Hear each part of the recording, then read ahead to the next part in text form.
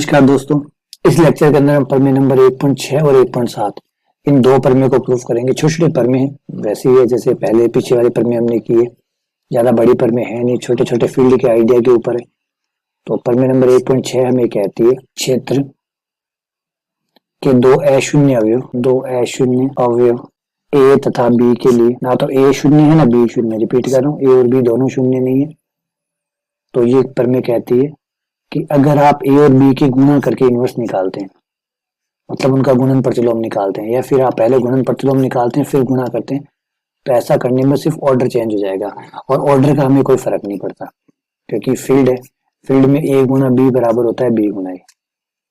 तो ये कह रहा है कि अगर आप क्षेत्र में है तो आप गुणा करके प्रतिलोम निकाल सकते हैं, या प्रतिलोम लेकर गुणा कर लीजिए, इससे आप पे कोई भी रत्ती पर फर्क नहीं पड़ेगा। दो अवयव हैं, उनके अगर आप पहले गुणा करते हैं फिर प्रतिलोम निकालते हैं, पहले प्रतिलोम निकालते हैं फिर गुणा करते हैं, क्षेत्र में इस बात से कोई फर्क नहीं पड़ता। क्षेत्र में इस बात से कोई फर्क नहीं पड़ता। प्रतिलोम का गुणन किया जा सकता है या गुणन का प्रतिलोम निकाला जा सकता है, क्रम का कोई फर्क नहीं पड़ता। ये प्रमेय। तो चलिए शुरू करते हैं। अब यहाँ पे थोड़ा सा आपको ध्यान देना होगा कि मैं क्या प्रूफ करने वाला हूँ। मैं ये दिखाने वाला हूँ कि ए बी जो है ये एक अवयव है, क्योंकि ए एक अवयव है, बी एक अवयव है। जब गुणा करेंगे, जब गुणन करेंगे तो एक अवयव ही बनेगा, तो ये एक अवयव है। इस अवयव का जो प्रतिलोम है वो ये है। मैं ये प्रूफ करने वाला हूँ। मैं ये प्रूफ नहीं करने वाला कि ए बी का प्रतिलोम बराबर होता है A inverse into B inverse. मैं दिखाने वाला हूँ कि इस अवयव का प्रतिलोम ये है, और अगर ये प्रतिलोम है, अगर ये इसका प्रतिलोम है तो दोनों की गुणा करने पर एक आएगा। अगर ये दोनों एक दूसरे के प्रतिलोम है तो प्रतिलोम कौन होते, गुणन प्रतिलोम कौन होते हैं, जिनकी गुणा करने पर एक आता है। तो अगर गुणा करने पर एक आ जाता है, सपोज कीजिए x गुणा y बराबर एक आ रहा है और y इंटू एक्स करने पर भी एक आ रहा है, और यहाँ कोई फर्क तो पड़ना नहीं है क्योंकि आप क्षेत्र में x इंटू वाई बराबर एक आए, चाहे फिर y इंटू एक्स भी एक ही आएगा, क्योंकि क्षेत्र है। x गुणा y और y गुणा x एक ही होगा, क्योंकि क्षेत्र में क्रम विनिमयता होती है, गुणन क्रम विनिमयता होती है। नियम नंबर F25 जो कहता है कि जब आप फील्ड में होते हो तो गुणन क्रम विनिमयता होती है। x गुणा y जितना आ रहा होगा उतना ही y इंटू एक्स आ रहा होगा। अब x और y का गुणन अगर एक आता है तो इसका मतलब ये हुआ कि x का प्रतिलोम, x का गुणन प्रतिलोम यानी x इनवर्स कौन है, y है। x इनवर्स कौन है, y है। तो ए बी का इनवर्स ये है, और ये अगर इनवर्स है तो दोनों की गुणा करके देख लेता हूँ। ये मेरे लिए कौन हुआ, ये मेरे लिए x हुआ, ये मेरे लिए x हुआ। इससे तुलना कर रहा हूँ, ये मेरे लिए x हुआ और ये मेरे लिए y हुआ। तो अगर x का प्रतिलोम y है तो कैसे पता चलता है कि x का प्रतिलोम y है, दोनों की गुणा करने पे एक आना चाहिए। अगर दोनों की गुणा करने पर एक आ गया, इसका मतलब इसका प्रतिलोम ये है, ठीक है ना। तो यहां हम सिद्ध करेंगे, यहां हम यह सिद्ध करेंगे या यह दर्शाएंगे कि ए बी का गुणन प्रतिलोम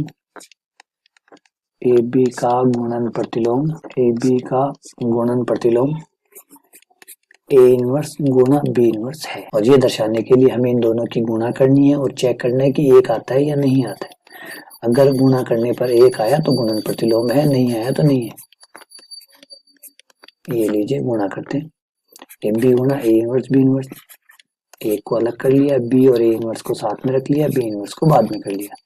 ये कौन सा नियम लगाया बेटा, कौन सा नियम है ये नियम नंबर है F22 गुणन साहचर्यता का इस्तेमाल आपने किया है।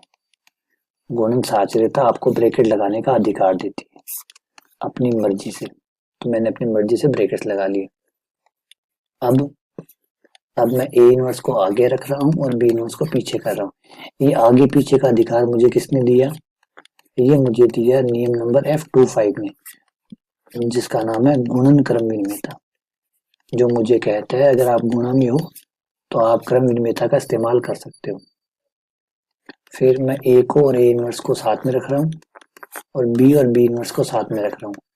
तो ये अधिकार मुझे किसमें दिया, ब्रैकेट लगाने का, ये अधिकार दोबारा से मुझे गुणन साहचर्यता ने दिया। गुणन साहचर्यता कहती है कि आप अपनी मर्जी से, अपनी इच्छा से ब्रैकेट को आगे या पीछे लगा सकते हैं, जहां चाहे वहां लगा सकते हैं। ए और ए इनवर्स 1 आ जाएगा, बी इनवर्स 1 आ जाएगा। ये बात मुझे कहाँ से पता चली, ये बात मुझे F24 से पता चली, जो कहता है कि जब भी कोई अवयव अपने प्रतिलोम से गुणा होता है तो एक आता है। या फिर जब भी कोई अवयव किसी से गुणा करे और एक आए तो इसका मतलब जान लीजिए कि वो उसका प्रतिलोम है। और 1 इंटू 1 1 हो गया। ये बात मुझे कहाँ से पता चली? ये मुझे F23 से पता चली, जो ये कहता है कि गुणन तत्समक होता है। 1 जो होता है वो गुणन तत्समक होता है। 1 को किसी से भी गुणा कर लीजिए, वही अवयव वापस आएगा, जिससे गुणा करेंगे वही आएगा। तो 1 को 1 से गुणा करेंगे तो कौन लौट के आएगा? 1, है ना। कैसे? ऐसे a इंटू 1 क्या आता है? a। 1 इंटू ए भी आता है। अगर हम a की जगह 1 ले लें, a की जगह 1 ले तो क्या होगा? 1 इंटू 1 बराबर 1। इसीलिए 1 इंटू 1 कितना आता है? 1 आता है। तो ये 1 आ गया। 1 आ गया, ये बात कंफर्म करता है कि ए बी की गुणा हमने किससे की थी? ए बी की गुणा हमने ए इनवर्स बी इनवर्स से की थी, बराबर 1 आया। तो इसका मतलब है कि अगर हम ए इनवर्स को आगे रखते हैं, बी इनवर्स को, ए इनवर्स बी इनवर्स को पीछे रख के आगे रख के ए बी के साथ गुणा करते हैं, तब भी 1 आता। किस नियम के दो आधार पे आप ये बात बोल रहे हैं? F25 के आधार पर, जिसका नाम है गुणन क्रम विनिमेयता, जो कहता है कि एक्स वाई की गुणा पे 1 आ रहा है तो वाई एक्स की गुणा पे भी 1 ही आएगा। और जो इस बात को कंफर्म करता है कि ए बी का ये प्रतिलोम है, क्योंकि दोनों की गुणा से 1 आया है। इसका मतलब ए बी का प्रतिलोम कौन है? ये भाई साहब है। कौन? A inverse B inverse. क्योंकि हमारा नियम नंबर F24 ये कहता है, F24 ये कहता है कि अगर कोई दो अवयव, फील्ड के दो अवयव गुणा करने पर 1 बनाते हैं तो वो प्रतिलोम है, या फिर अगर प्रतिलोम है तो गुणा करने पर 1 बनाएंगे।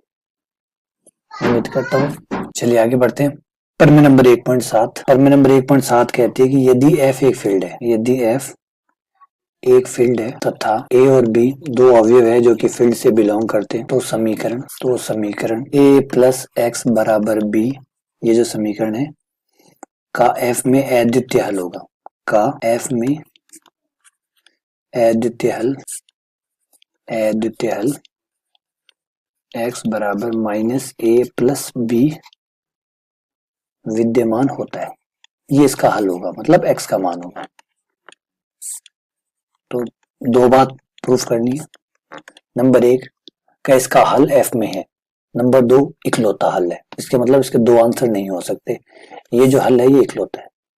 तो पहले तो f के पास इसका हल है, तो आ जाइए। दिया है ए और बी एफ में है, मतलब फील्ड में, तथा एक समीकरण दी है ए प्लस एक्स बराबर बी। ये समीकरण दी है जिसको हमें हल करना है। तो यदि ए हमारे पास है, यदि ए हमारे फील्ड के पास है, तो माइनस ए भी फील्ड के पास रहा होगा या रहेगा। क्यों रहेगा? क्योंकि नियम नंबर F24 ये हमें कहता है, F24 ये कहता है कि जब ए होगा तो माइनस ए भी होगा, जिसको कहते हैं योज्य प्रतिलोम। बेटा सब नियमों का खेल है, सारा खेल नियमों का है ना। आप कोर्ट में जब जाते हैं किसी भी मामले को लेके, तो कोर्ट क्या देखता है? वो नियमों को देखता है कि नियमों को किसने तोड़ा है, किसने नहीं तोड़ा है। सब नियमों का खेल है। किसी के पास कोई अधिकार नहीं है किसी को जज करने का। वो नियमों से काम कर रहा है तो वो सही है, नियमों से काम नहीं कर रहा तो वो गलत है। सब कुछ नियमों का ही लेन देन होता है, ठीक है ना। सिस्टम जो होता है, लोकतंत्र जो होता है, उसमें किसी को कोई ताकत नहीं दी गई, किसी को कोई ताकत नहीं दी गई, हर किसी को नियमों से बांध दिया। हाँ, अगर उसे ताकत चाहिए तो वो नियमों को तोड़ बली सकता है। समझ रहे हैं आप बातों में? वरना तो सोचिए, अगर नियमों में नहीं बांधा जाता चीजों को, अगर आपने नियमों को नहीं बांधा होता तो बॉलर, जो क्रिकेट में आप होते, जो बॉलर होता है, वो पिछली विकेट से बॉल डालता है। क्यों डालता है? क्योंकि नियम ये कहता है कि बॉल आपको यहीं से डालनी है। अगर मान लीजिए ये बॉल का नियम ना बनाया होता तो बॉलर आके बैट्समैन के पास में आके फेंकता बॉल को, विकेट के अंदर ही फेंक देता सीधा, नहीं ना। तो नियमों का खेल है। नियमों ने बांध दिया इसलिए बॉल वहां से फेंकनी पड़ रही है, नियमों ने बांध दिया इसलिए हाथ घुमा के बॉल फेंकनी पड़ रही है, वरना थ्रो फेंकता सीधा मुंह पे। समझ रहे? तो नियम ही है जो चीजों को सही या गलत बनाते हैं। सब कुछ नियमों की वजह से होता है। अगर नियम ना होते तो खेल ना होते, नियम ना होते तो सबके पास बहुत ज्यादा पावर हो सकती थी, दुरुपयोग हो सकता था, चाहे एक पुलिस का व्यक्ति भी क्यों ना हो, वो भी, आपको क्या लगता है उनके पास असीमित पावर है? ना, उनके पास नियम है, उन नियमों के अंतर्गत वो पावरफुल है। लेकिन अगर नियम तोड़ते हैं तो उनके लिए भी वही सब प्रावधान है, उससे खरे प्रावधान है, उससे ज्यादा कठोर प्रावधान है अगर वो नियमों को तोड़ते हैं। क्योंकि एक सामान्य आदमी नियमों को तोड़ता है तो वो एक सिर्फ व्यक्ति है, वो जानता नहीं है, वो नागरिक है। लेकिन जब पुलिस वाला कोई नियमों को तोड़ता है तो उसकी सजा कई गुना ज्यादा है। क्यों है? क्योंकि वो पुलिस वाला था, उसने अपनी शक्ति का दुरुपयोग किया। तो A belongs to F minus A belongs to F. अब दोनों तरफ माइनस ए से संक्रिया करवा दीजिए, माइनस ए से दोनों तरफ संक्रिया करने पर, और यहाँ पर बेटा आपने नियम लगा दिया साचर्यता का, योज्य साचर्यता का। योज्य साचर्यता में आप माइनस ए को और ए को साथ में रख लें और एक्स को आप बाद में रख लें, और रख सकते हैं क्योंकि ये नियम आपके पास है, फील्ड के पास ये नियम है। इस नियम का नाम क्या है, इसका नाम क्या है और कौन सा नंबर है इस नियम का? इस नियम का नंबर है F12, जिसका नाम है योज्य साहचर्यता। तो इसलिए आप नियम भी लिख लीजिए, साथ में उसका नाम भी लिख दीजिए कि कौन सा नियम है, तो कोई कंफ्यूजन ही नहीं होगी। माइनस ए प्लस ए, माइनस ए में प्लस ए जुड़ेगा तो कितना आएगा? 0 आएगा। क्यों आएगा 0? कौन सी जगह से आप ये बात कह रहे हैं? तो हमारा नियम नंबर 14 ये कहता है, 14 ये कहता है, जिसका नाम है योज्य तत्समक, योज्य प्रतिलोम, योज्य प्रतिलोम, जो कहता है कि जब भी किसी अवयव में उसका ही योज्य प्रतिलोम को जोड़ा जाता है तो जोड़ 0 आता है। 0 प्लस एक्स, एक्स होगा। क्यों एक्स होगा? क्योंकि हमारा नियम नंबर F13 ये कहता है कि 0 जो होता है वो योज्य तत्समक होता है, और योज्य तत्समक वो अवयव होता है जिसे जोड़ने पर कोई फर्क नहीं पड़ता है। ये लीजिए आपके पास x का मान आ गया, ये आंसर हो गया, ये x का मान आ गया। लेकिन अब इससे ये बात तो कंफर्म हो गई कि x का मान विद्यमान है, लेकिन क्या ये बात कंफर्म होगी कि f के पास ही है? क्या ये बात कंफर्म होगी f के पास है? दिखाते हैं f के पास क्यों है। पहले बात तो हल विद्यमान है, यहाँ तो ये लिख देते हैं कि हल विद्यमान है, हल विद्यमान है। ये बात कंफर्म तो यहाँ हो गई कि जो हल है वो विद्यमान है। अब ये बात और कंफर्म करेगी हल जो है वो f के पास है। तो बेटा माइनस ए f के पास है नहीं है, कहाँ से? ऊपर से लिखा हुआ है, ये देखिए आपके पास माइनस ए किसके पास है? f के पास है। माइनस ए f के पास है, b किसके पास है? b भी f के पास है। जब दोनों अवयव फील्ड के हैं तो उनका जोड़ भी किसके पास होगा? फील्ड के पास होगा। क्यों होगा? कौन से नियम से आप ये बात बोल रहे हैं? आप नियम नंबर F11 के आधार पे ये बोल रहे हैं, जिसका नाम है योज्य संवर्त। योज्य संवर्त ये कहता है कि फील्ड के दो अवयव जुड़कर फील्ड का ही अवयव बनाते हैं, बाहर नहीं जाते। इस वजह से ये F में होगा। माइनस ए प्लस बी किसके बराबर है? माइनस ए प्लस बी किसके बराबर है? एक्स के बराबर है। तो फिर एक्स किस में हुआ? F में हुआ। तो फाइनली जो हल है, जिसे आप हल बोल रहे हैं, वो किसके पास है? F के पास है। अब हमें एक चीज और दिखानी है कि जो हल है वो अद्वितीय, दर्शाना है कि जो हल है वो अद्वितीय, दर्शाना है कि जो हल है, हल अद्वितीय है, इकलौता है। इसका मतलब इस जैसा कोई दूसरा हल नहीं है, और कोई हल नहीं हो सकता। तो माना इस समीकरण के दो हल है, माना समीकरण के दो हल संभव है, एक तो x है और एक y वो ले लीजिए।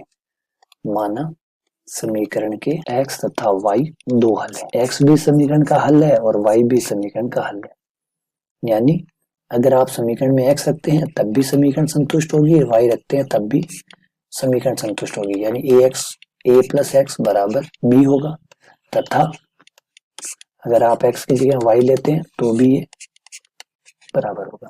यानी समीकरण को, क्योंकि हल जो होता है वो समीकरण को संतुष्ट करता है, तो अगर आप x लेते हैं तब भी समीकरण संतुष्ट होगी, y लेंगे तब भी संतुष्ट होगी, क्योंकि y भी हल है तो x की जगह y रख देंगे तो भी वो संतुष्ट होगी। ठीक है, तो आ जाइए, दोनों का RHS बराबर है क्योंकि दोनों b है, तो जब दोनों के RHS बराबर है तो दोनों के LHS भी बराबर होंगे। तो तुलना कर लीजिए, a प्लस एक्स बराबर हुआ आपका a प्लस वाई। अब a प्लस एक्स बराबर a प्लस वाई हुआ तो आप दोनों साइड से a कैंसिल कर सकते हैं, क्योंकि आपने फील्ड में पढ़ा है कि फील्ड में न्यूटन का नियम काम करता है। किस आधार पे यह बात आपने लिखी है और किस आधार पे आपने ये किया है? आपने प्रमेय नंबर 1.1 के आधार पे ये बात कही है, जो कहता है कि आप कैंसिल आउट कर सकते हैं, न्यूटन का नियम लगा सकते हैं। तो x बराबर y हो गया। इसका मतलब जिसे आप कह रहे थे कि दो हल है, वो दो हल है ही नहीं, वो सिर्फ दो नाम है, और दो नाम से दो चीजें नहीं हो जाती, दो नाम से दो चीजें नहीं हो जाती। जिसे आप चम्मच कहते हैं उसे इंग्लिश में स्पून भी कहते हैं। तो क्या चम्मच और स्पून दो हो गए? नाम दो रखने से चीजें दो नहीं हो जाती। सही में 2 होनी चाहिए। तो एक्स और वाई से 2 नाम थे, फाइनली दोनों बराबर आए हैं। इसका मतलब 2 नाम है, 2 चीजें नहीं है। अतः अतः समीकरण का एक ही हल है। अतः समीकरण का केवल एक ही हल होगा। हाँ, आप सिर्फ नाम 2 रख सकते हैं, 3 रख सकते हैं, नाम आप खूब सारे रख सकते हैं जितने आपके मन हो, लेकिन नाम रखने से चीजें 2 नहीं हो जाएंगी। बस इस बात का आपको ध्यान रखना। तो चलिए, बहुत बहुत धन्यवाद। उम्मीद करता हूँ कि ये दोनों थ्योरम आपको समझ में आ गई होगी। अगर कोई डाउट हो उनसे जुड़ा हुआ तो मुझे बताइएगा। ठीक है, चलिए, धन्यवाद।